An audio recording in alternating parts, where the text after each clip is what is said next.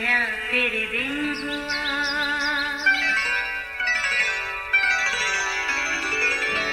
नया फिर दिन हुआ, पुरानी रात का करे सो शुक्र हम खुदा की जात का, खुदा की जात का नया फिर दिन हुआ।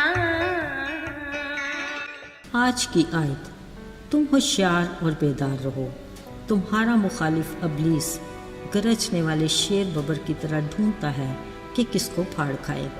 पहला पतरस 5वां बाब 8वीं आयत। अजीज़ों, एक दूसरे को ख़तरे से आगाह करना अपनायत का खूबसूरत एहसास है। बिलाशुबा घर एक महफूज जगह है जिसमें हर कोई एक दूसरे का ख्याल रखता है, मगर जैसे ही हम घर से बाहर कदम निकालते हैं, चार सू खतरे अपना डेरा जमाए बैठे हैं। इसका मतलब ये भी नहीं कि हम खतरों से घबरा कर बाहर जा ना सकें या फिर जाने की जुर्रत ही ना करें।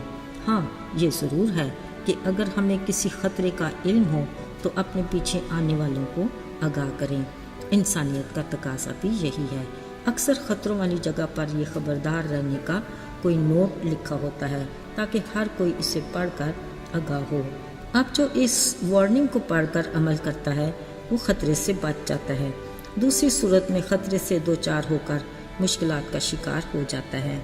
मसलन सड़क पर किसी जगह लिखा होता है, खबरदार यहाँ से सड़क क्रॉस ना करें।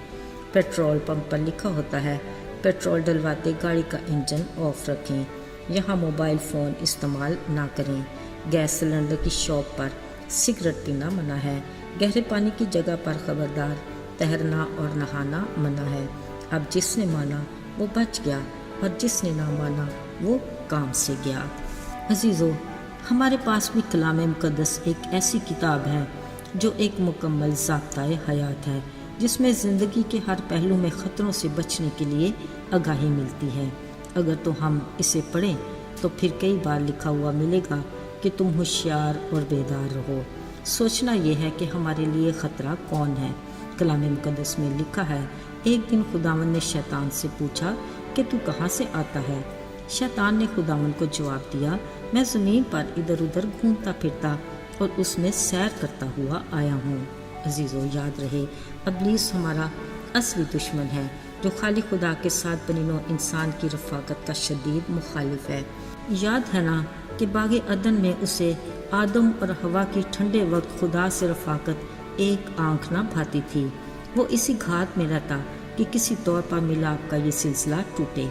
आखिर एक दिन वो हवा को अकेले देखकर उसे बहकाने में कामयाब हो गया और फिर इंसान और पाक खुदा के बीच गुनाह की दीवार हायल हो गई, जिसके बायस काहिम खुदा और इंसान के बीच शफायती बन गई और गुनाह की माफ़ी के लिए कुर्बानी का सहारा लेना पड़ा। यूँ हैकल में खुदा और इंसान के बीच एक पर्दा हायल हो गया। ये सब कुछ खुदा को गवारा नहीं था। इन रुकावटों को दूर करने और इंसान से अपनी रफ़ाकत और मिलाप के रिश्ते को बहाल करने के लिए फ़कत एक पाक और बेऐब बरे की कुर्बानी, कामिल काहिन की शफायत की ज़रूरत थी। सो खुदा ने अहद किया और इसके लिए उसने अपने इकलौते बेटे यीशु की जान का कफ़ारा देने का इंतज़ाम भी किया। अजीज़ों, इस अहद की तकमील में अगरचे सदियाँ लगीं, मगर इस दौरान असली दुश्मन अबलीस मुसलसल खुदा से डरने वालों, बदी से दूर रहने वालों, कामिल और रास्तबाज खुदा के लोगों को ढूंढता रहा कि किसी तरह उन्हें खुदा की रफ़ाकत से दूर रहे। मगर हर बार खुदा ने खबरदार किया, पर जिसने खुदा की इस वार्निंग पर ध्यान देकर अमल किया वो खुदा उनमें मजबूत रहा, पर जिसने दरगुजर किया वो ख़तरों में पड़ गया। मसलन जब काइन बिगड़ा तो खुदा ने उसे खबरदार किया कि देख, गुनाह दरवाजे पर दबका बैठा है और तेरा मुश्ताक है, मगर तू उस पर गालिब आ। मगर काहिन ने खुदा के खबरदार करने के वार्निंग पर ध्यान न दिया और शदीद ख़तरे में घिर गया। उधर इब्राहिम बुत परस्त मुल्क में सुकूनत पजीर था। खुदा ने उसे गोया खबरदार किया और कहा, इनमें से निकल और जहाँ मैं तुझे ले जाऊँगा वहाँ जा, क्योंकि मैं तुझे बरकत देने वाला हूँ। इब्राहिम ने खुदा की वार्निंग को संजीदा लिया और खुदा के हुक्म पर चल पड़ा। सो खुदा ने अपने वादे के मुताबिक न सिर्फ उसे बरकत दी, बल्कि कलाम में लिखा है कि बरकत पर बरकत दी। اور اسے ایک بڑی قوم بنایا۔ عزیزو، یاد رہے ہمارا ازلی دشمن ابلیس آج بھی اپنے مشن پر مصروف عمل ہے اور شیر ببر کی طرح ڈھونڈتا پھرتا ہے کہ کس کو پھاڑ کھائے۔ پھر جب خدا نے اپنے بیٹے یسوع کے کفارے کے باعث گناہ کی دیوار کو گرا دیا اور ہیکل کا پردہ پھٹ کر 2 ٹکڑے ہوا، جو دوبارہ پاک خدا سے انسان کے میل کا ثبوت ہے، ابلیس پھر بھرپور طریقے سے زمین پر پھرتا، ادھر ادھر سیر کرتا، قدم قدم پر آزمائشوں کے جال بچھاتا اور خواہشات کو دلکش تتلیوں کی طرح ہمارے آس پاس اڑاتا خدا کے ایماندار لوگوں کی تلاش میں رہتا ہے۔